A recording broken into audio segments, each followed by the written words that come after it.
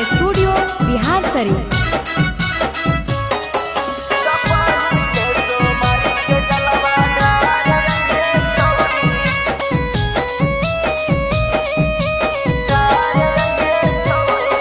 अग पटना से घुंघरू लगल कबार लैया छौरी। अग पटना से घुंघरू लगल कबार लैया छौरी। तब पहिले सोमारी के जलवा ढार यहाँ छौरी। तब पहिले सोमारी के जलवा ढार यहाँ छौरी। अगे ओढ़े खातिर ओढ़नी गेरुआ कलार लैया छौरी। अगे ओढ़े खातिर ओढ़नी गेरुआ कलार लैया छौरी। तब पहिले सोमारी के जलवा ढार यही छौरी। तब पहिले सोमारी के जलवा ढार यही छौरी। तब पहिले सोमारी के जलवा ढार यही छौरी। म्यूजिक बाय नीतीश राज। पहिले सोमारी के जलवा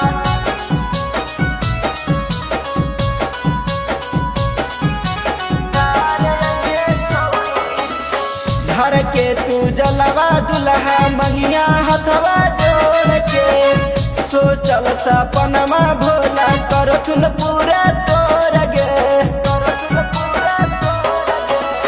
घर के तू जलवा दुल्हा मंगिया हथवा जोड़ के। सोचल सपनमा भोला करथुन पूरा तोर गे। सुल्तानगंज से जलावा जाके भार यहाँ छौरी। सुल्तानगंज से जलावा जाके भार यहाँ छौरी। तब पहिले सोमारी के जलवा ढार यहाँ छौरी। तब पहिले सोमारी के जलवा ढार यहाँ छौरी। तब पहिले सोमारी के जलवा